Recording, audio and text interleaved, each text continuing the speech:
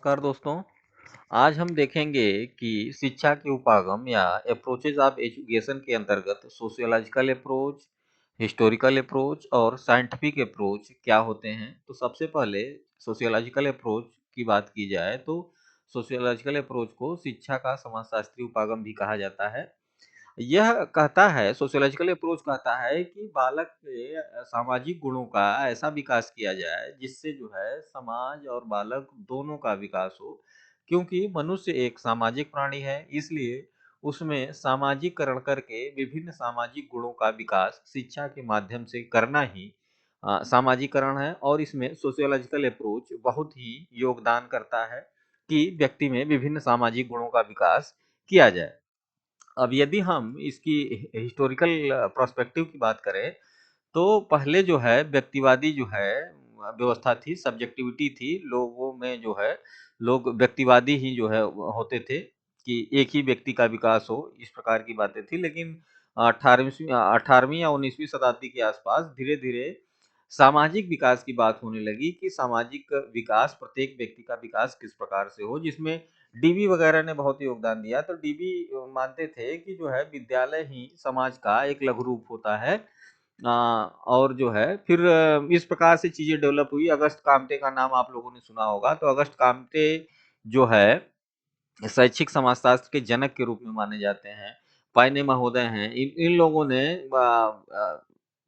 Sociological approach को बहुत आगे बढ़ाया और एक नई ब्रांच ही पूरी सोशियोलॉजिकल एजुकेशन या एजुकेशन ऑफ सोशियोलॉजी चलने लगी, जिसमें विभिन्न प्रकार के जो है शिक्षा और समाज से संबंधित जो है तथ्य रखे गए। जैसे कि जो है समाज का स्वरूप क्या है, समाज और शिक्षा में क्या संबंध है, शिक्षा की प्रक्रिया में समाज का क्या जो है कार्य होता है, समाज के विकास में शिक्षा का क्या कार्य है, सामाजिक परिवर्तन जो है कैसे एक दूसरे से संबंधित होते हैं।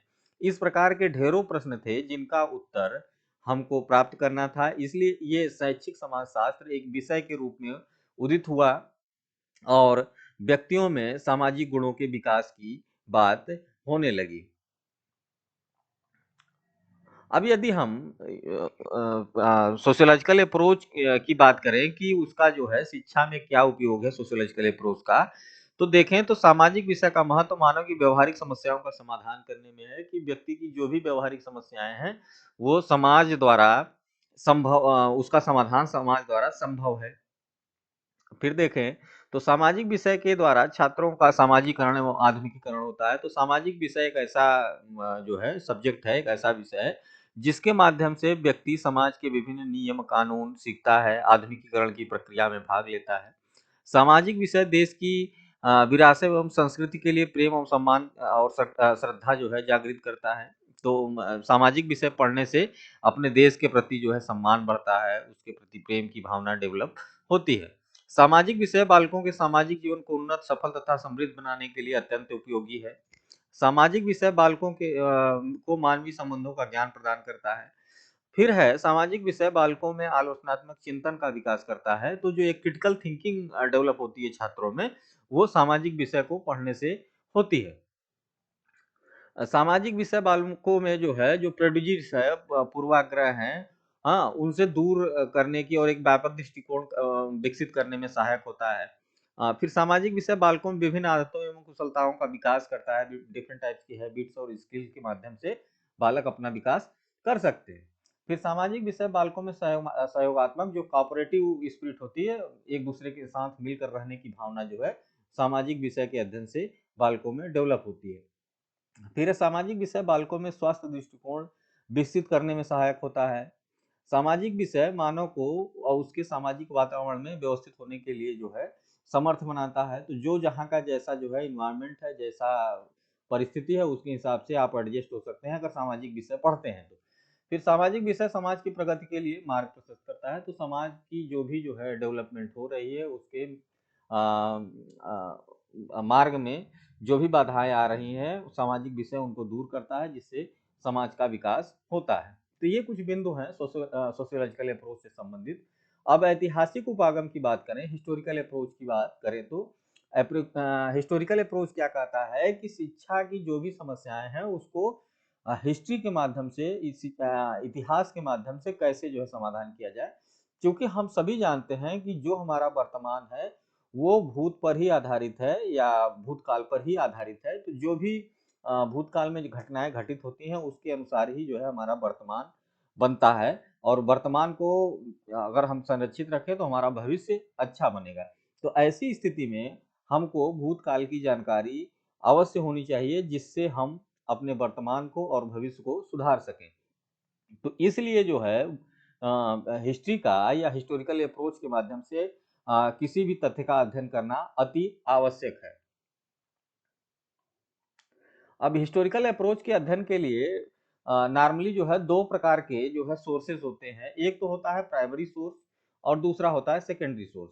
अब मान लीजिए किसी तथ्य की जानकारी अगर आपको लेनी है, तो अगर आप डायरेक्ट जो है उस तथ्य को पढ़ते हैं डायरेक्ट उसी बुक से, तो वो प्राइमरी सोर्स कहलाता है। मान लीजिए यदि आपको रामचरितमानस पढ़ना है, तो रामचरितमानस की जो मूल प्रतिलिपि है, मूल पांडुलिपि है, यदि उससे आप कोई चीज पढ़ते हैं तो वो प्राइमरी सोर्स कहलाएगा। लेकिन यदि आप जो है रामचरितमानस से संबंधित बाजार में या मार्केट में जितनी किताबें हैं उसको लेकर पढ़ते हैं, तो वो जो है सेकेंडरी सोर्स की कैटेगरी में आता है। तो इतिहास को समझने के लिए हमको दो सोर्सेज की आवश्यकता पड़ती है, प्राइमरी सोर्स की और सेकेंडरी सोर्स की।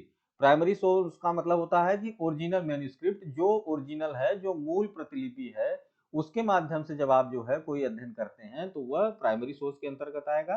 तो सेकेंडरी का मतलब है कि मूल सोर्स से जो है जो ओरिजिनल मैन्युस्क्रिप्ट है उससे जो है कुछ और चीजें निकाल के बनाई गई हो, जब उसका अध्ययन करते हैं वो सेकेंडरी सोर्स के अंतर्गत आता है। अब यदि हम जो है शिक्षा के इतिहास की बात करें, तो शिक्षा का इतिहास जो है शिक्षा को समझने के लिए जो पहले की शिक्षण व्यवस्था थी प्राचीन काल में, जो अध्यापकों के कर्तव्य थे, जो छात्रों के कर्तव्य थे, जो भी शिक्षण विधियां थी, किस प्रकार के विद्यालय थे, अनुशासन थे, जैसे वैदिक काल में क्या व्यवस्था थी, बौद्ध काल में क्या व्यवस्था थी, हाँ मुस्लिम काल में क्या व्यवस्था थी, ब्रिटिश काल में कैसी व्यवस्था थी, इन सब का अध्ययन करके ही हम आज को अपना जो है संरक्षित या सही बना सकते हैं कि जो है पास्ट में क्या हुआ था, भूतकाल में कैसी, मान लीजिए पाठ्यक्रम की बात करें तो वैदिक काल में कैसा पाठ्यक्रम था, हाँ बौद्ध काल में कैसा था, मुस्लिम काल में कैसा था, उसके आधार पर आज का जो है हम अपना पाठ्यक्रम निर्धारित करें। तो किसी भी क्षेत्र में यदि हमारा जो है भूतकाल का अध्ययन जो है सही नहीं है, तो हम अपने वर्तमान को सही नहीं बना सकते हैं। तो इस तथ्य के आधार पर ये जरूरी है कि हम अपने भूतकाल का अध्ययन पूरी जो है तन्मयता से करें। अब शिक्षा में जो ऐतिहासिक उपागम है, हिस्टोरिकल अप्रोच है, उसका क्या जो है रोल है, क्या महत्व है, उसको देखें तो इतिहास विषय का सबसे महत्वपूर्ण लक्ष्य वर्तमान सामाजिक और व्यक्तिगत समस्याओं को हल करना है, जो वाणिज्यिक, विदेशी मामले, धर्म, राजनीति आदि से जुड़े होते हैं। तो जो इतिहास विषय है उससे संबंधित जितने भी मामले हों, चाहे आपका जो है व्यापार का हो, चाहे विदेशी हो, चाहे धर्म हो, चाहे राजनीति हो, इन सब का अध्ययन करके ही जो है हम अपने वर्तमान को सही कर सकते हैं। हाँ, कि जो पहले जो है क्या स्थिति थी, मान लीजिए जो है विदेशी मामले हैं तो पहले जो है हमारे चीन से क्या संबंध थे, और जो है पाकिस्तान से क्या संबंध था, या फिर जो है अफगानिस्तान से क्या संबंध था, इंग्लैंड से कैसा संबंध था, और वर्तमान में क्या स्थिति बन रही है। तो इस प्रकार से भविष्य को, भूत को और वर्तमान को जोड़ के ही हम जो है भविष्य अपना निर्मित कर सकते हैं।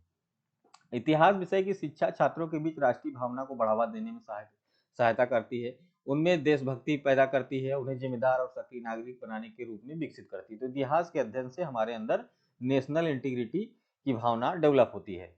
इतिहास विषय शिक्षा के छात्रों में तर्कसंगत सोच जो है, एक लॉजिकल रीजनिंग, जो रीजनिंग होती है कि आप जो है लॉजिकली क्या सोच रहे हैं किसी पर्टिकुलर विषय के बारे में, ये जो है इतिहास विषय के माध्यम से ही हमको ज्ञान प्राप्त होता है।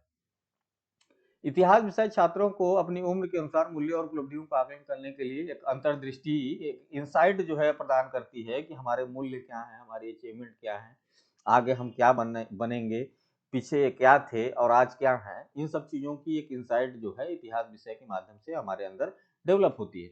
इतिहास विषय छात्रों को समाज के विवादास्पद मुद्दों को संबोधित करने तथा उन्हें हल करने का अवसर प्रदान करती है। तो जो भी सोसाइटी के डिस्प्यूटेड मामले हैं उनको जो है हम इतिहास विषय से आसानी से उनका समाधान कर सकते हैं। जो भी आज की जो है समस्याएं हैं, उनका समाधान हम इतिहास में जाकर देखकर आसानी से आज कर सकते हैं। इतिहास विषय पूर्व उपलब्धियों और छात्रों जैसे राजनीतिक, सामाजिक, आर्थिक, धार्मिक आदि क्षेत्रों में किए गए विभिन्न कार्यों के बारे में उपयोगी और महत्वपूर्ण अंतर्दृष्टि प्रदान करता है। तो इतिहास विषय के अंतर्गत जो भी जो है भूतकाल में काम हुए हैं, चाहे राजनीतिक क्षेत्र में, चाहे सामाजिक क्षेत्र में, चाहे आर्थिक, चाहे धार्मिक, तो उनको जो है समझने की एक अंतर्दृष्टि जो है हमको इतिहास विषय प्रदान करता है। विभिन्न महापुरुषों की जीवनियों के बारे में जो है मिलता है कि उनके नैतिक मूल्य थे, उनके कैसे व्यवहार था, उसके माध्यम से आज जो है बालकों का क्या व्यवहार है, कैसे जो है उनमें परिवर्तन किया जा सकता है, इसकी भी जानकारी हमको इतिहास के माध्यम से मिलती है। फिर है इतिहास विषय मानव सभ्यता से संबंधित भूतकालीन घटनाओं का विवरण प्रस्तुत करता है। तो जो भी ह्यूमन सिविलाइजेशन से संबंधित बातें हैं उसका जो है भूतकालीन अध्ययन किया जाए, पिछला अध्ययन किया जाए, तो हमको जो है विभिन्न प्रकार की सिविलाइजेशन की जानकारी मिल जाती है। इतिहास विषय राष्ट्रों में विद्वान पूर्वाग्रह को कम करता है, राष्ट्रों के बीच अनुनिश्चितता की आवश्यकता को समझता है, यह दुनिया के अंतर्राष्ट्रीय समझ को विकसित करता है। तो जो एक दूसरे से देश जो है एक दूसरे से लड़ाई करने के उसमें है, हाँ, जो दुनिया भर की प्रोजिडिस बनी हुई है, उसको जो है इतिहास विषय से समाप्त किया जा सकता है। इतिहास विषय विचारों को उत्तेजित करने, उचित निर्णय, विवेकपूर्ण सत्य तथा वैज्ञानिक दृष्टिकोण विकसित करने के लिए पर्याप्त अवसर देता है। तो सही निर्णय और विवेकपूर्ण निर्णय लेने की शक्ति हमको इतिहास के माध्यम से मिलती है। छात्रों के बीच सहिष्णुता को विकसित करने के लिए जो है इतिहास विषय आवश्यक है कि टॉलरेंस हम छात्रों के बीच कैसे डेवलप करते हैं, ये इतिहास विषय के माध्यम से संभव हो पाता है। समय, स्थान और समाज की अवधारणाओं को सिखाने के लिए छात्रों को इतिहास विषय का ज्ञान जो है अत्यंत है आवश्यक है कि इस समय क्या हो रहा है और जो है पहले क्या होता था, हाँ, किस स्थान पे है, समाज कैसा पहले था और आज है, इन सब के कॉन्सेप्ट को समझने के लिए इतिहास विषय अति आवश्यक है। अब तीसरा अप्रोच आप देखें तो ये है वैज्ञानिक अप्रोच कि एजुकेशन में कैसे जो है विज्ञान को सम्मिलित किया गया। तो विज्ञान के माध्यम से कैसे जो है शिक्षा की समस्याओं का समाधान किया जा सकता है। तो आप सभी जानते हैं कि जो है ये वर्तमान युग जो है तकनीकी का युग है, विज्ञान का युग है। इसमें जो है प्रत्येक मनुष्य के एवरी पार्ट ऑफ लाइफ को जो है विज्ञान ने प्रभावित किया हुआ है। तो विज्ञान जो है इसका जन्म जो है शिक्षा से हुआ और शिक्षा जो है विज्ञान के विकास में सहायक होती है। हाँ, विज्ञान के माध्यम से हम निरीक्षण करते हैं, परीक्षण करते हैं, प्रयोग करते हैं और कुछ निश्चित जो है निष्कर्ष बनाते हैं। हाँ, उन निष्कर्षों के आधार पे हम जो है कुछ सिद्धांत डेवलप करते हैं जो सभी के लिए लागू होते हैं। वैज्ञानिक उपागम की क्या विशेषताएं होती हैं? शैक्षिक वैज्ञानिक उपागम के अंतर्गत जो शिक्षा में जो विशेषताएं हैं उसकी क्या-क्या होती हैं वो देखें तो ये तर्क आधारित होता है। जो वैज्ञानिक उपागम है तर्क आधारित होता है, लॉजिक बेस्ड होता है कि जो व्यक्ति के पास कोई भी तथ्य है तो वो बिना जो है तर्क किए, रीजनिंग किए, लॉजिक लगाए उसको स्वीकार नहीं कर सकता। वैज्ञानिक ये वैज्ञानिक दृष्टिकोण विकसित करता है, साइंटिफिक एक अप्रोच जो है बालकों में डेवलप करता है।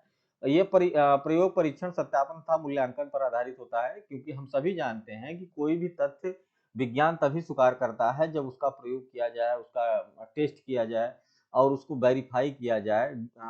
कई बार प्रयोग करने के बाद उसका मूल्यांकन किया जाए, तभी हम उस तथ्य को स्वीकार करते हैं कि नहीं ये सही है या गलत है। तो ये जो है साइंटिफिक अप्रोच इस पर ज्यादा फोकस करता है। फिर शैक्षिक विषयों पाठ्यक्रम में वैज्ञानिक विषय पर बल देता है। तो जो भी विषय पढ़ाए जा रहे हैं उनमें उनका पाठ्यक्रम कैसा हो, साइंटिफिक होना चाहिए।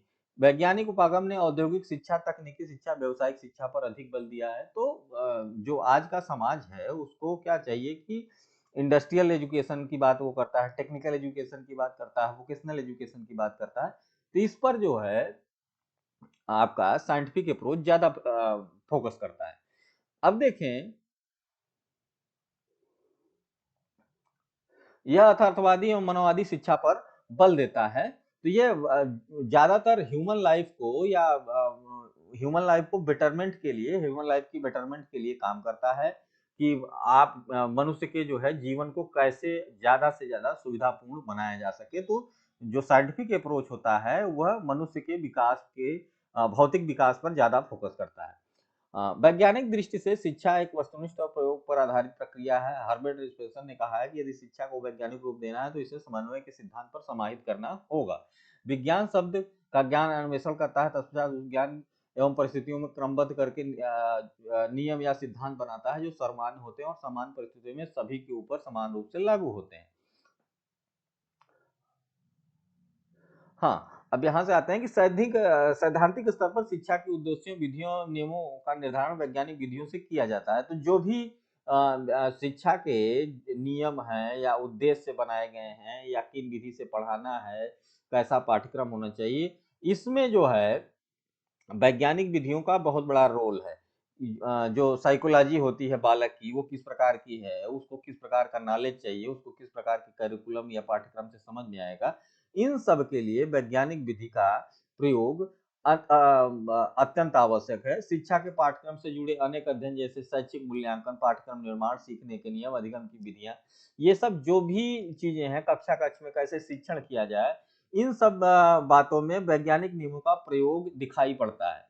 अब वैज्ञानिक नियमों के माध्यम से ही इसको सरल, स्पष्ट और बच्चों के अनुकूल बनाया जा सकता है, जिससे बालक जो है आसानी से जो है किसी तथ्य को सीख लेता है। अब शिक्षा में वैज्ञानिक उपागम की क्या भूमिका है, इसको देखें तो विज्ञान विषय के अध्ययन से व्यक्तियों में विभिन्न तथ्यों जैसे किसी विषय में के मूलभूत सिद्धांत क्या हैं, किसी तथ्य को समझने के लिए विज्ञान विषय अत्यंत आवश्यक है, क्योंकि विज्ञान विषय कहता है कि जो किसी तथ्य के सिद्धांत क्या है, वैज्ञानिक साहित्य, परस्पर संबंध क्या है, हाँ, इन सब की जानकारी, मान्यताएं क्या है, प्रतीक क्या है, नामावली क्या है, इन सब की जो है जानकारी सही ढंग से, लॉजिकल ढंग से, इसकी जानकारी हमको विज्ञान विषय के माध्यम से मिलती है। विज्ञान विषय के अध्ययन से व्यक्तियों में इस तरह की समझ विकसित होती है कि वे वैज्ञानिक तथ्यों, मान्यताओं, सिद्धांतों तथा पदार्थों को स्पष्ट कर सकें, उनकी सही ढंग से व्याख्या कर सकें एवं एक दूसरे से संबंधित तथ्यों, प्रक्रियाओं और पदार्थों में भेद कर सकें। तो वैज्ञानिक विषय के अध्ययन के माध्यम से ही ये संभव है कि हम किसी तथ्य को, किसी कंसेप्ट को, किसी जो है मान्यता को, किसी प्रिंसिपल को, सिद्धांत को आसानी से समझ जाते हैं। विज्ञान विषय के माध्यम से जो आपका नॉलेज है वो सही प्रकार का है या नहीं, हाँ, विभिन्न प्रकार के जो उपकरण हैं, मशीनें हैं, उनको जो है सही ढंग से चलाने की, उनका प्रयोग करने की, हाँ, उनको व्यवस्थित करने की, हाँ, और वो जो डिफरेंट टाइप्स के जो केमिकल्स होते हैं उनका जो है सही रख रखाव, ये सब के सब जो है विज्ञान विषय के अंतर्गत ही आते हैं। जब तक विज्ञान का अध्ययन नहीं करेंगे आप, तब तक सही ढंग से इन चीजों का प्रयोग नहीं कर पाएंगे। विज्ञान विषय द्वारा व्यक्तियों में ऐसी प्रेरणा भरनी विकसित होती है कि विज्ञान के साहित्य को पढ़ें, वैज्ञानिक चित्र, सूचनाएं आदि एकत्रित करें, विज्ञान क्लब, विज्ञान मेलों में सक्रिय भाग लें एवं किसी विज्ञान योजना पर कार्य करें। तो विज्ञान विषय पढ़ने से इन सब चीजों में आपकी इंटरेस्ट डेवलप होती है। विज्ञान विषय द्वारा व्यक्तियों में वैज्ञानिक दृष्टिकोण उत्पन्न होता है, जिससे वे स्वयं वैज्ञानिक सामग्री का संकलन करते हैं और जो संकीर्णता होती है, जो अंधविश्वास होता है, उससे बाहर निकलते हैं। विज्ञान विषय के विभिन्न व्यावसायिक पाठ्यक्रम हैं। अब आप देख ही रहे होंगे आजकल जो है जितने भी जो है पाठ्यक्रम हैं, जितने भी नए नए जो है करिकुलम आए हैं, वो सब के सब टेक्नोलॉजी बेस्ड है, विज्ञान विषय हैं। जैसे आप जो है इंजीनियरिंग देखिए, मेडिकल देखिए, एग्रीकल्चर देखिए, फार्मेसी या डेयरी साइंस, हाँ, एंटोमोलॉजी है, पॉलिटेक्निक है, कंप्यूटर टेक्नोलॉजी है, डिफरेंट टाइप्स के, बायोटेक्नोलॉजी है, बायोकेमिस्ट्री है। तो जितने ये सब सब्जेक्ट हैं, ये सब के सब विज्ञान विषय पर ही आधारित हैं। विज्ञान विषय के अध्ययन से व्यक्तियों में वैज्ञानिक सिद्धांतों एवं अनुसंधानों को समझने की जो है एक ललक पैदा होती है कि इसके पीछे कौन सा सिद्धांत काम कर रहा है, कौन कौन सी रिसर्चेस हुई हैं, किसी कॉन्सेप्ट या तथ्य के पीछे नई चीज आती है तो क्या है, उसको समझने के लिए हमको विज्ञान की आवश्यकता पड़ती है। वर्तमान समय में विज्ञान द्वारा बालकों में प्रयोगात्मक योग्यताओं का विकास होता है, जिससे विज्ञान से बनी वस्तुओं का उपयोग अपने व्यवहारिक जीवन में करते हैं। तो जो भी डिफरेंट टाइप्स के ऑपरेटर्स या उपकरण बनाए गए हैं विज्ञान द्वारा, उनका आप अपने दैनिक दैनिक जीवन में कैसे प्रयोग कर सकते हैं, इन सब की जानकारी भी हमको विज्ञान विषय से मिलती है। अब छोटे बच्चों को देखे होंगे आप कि मॉडल्स बनाते हैं, दुनिया भर के कक्षाओं में मॉडल्स बनाते हैं, वो सब के सब विज्ञान विषय पर ही आधारित होते हैं। तो उसी के अनुसार जो है उनको साइंटिफिक अप्रोच या साइंटिफिक एटीट्यूड उसी समय से डेवलप किया जाता है, ताकि बालक आगे चल के विभिन्न उपकरणों द्वारा अपने जीवन को ज्यादा से ज्यादा सुलभ और सही बना सके। तो ये कुछ बिंदु हैं जो आपके sociological approach of education, scientific approach of education और हिस्टोरिकल अप्रोच ऑफ एजुकेशन से संबंधित है। Thank you.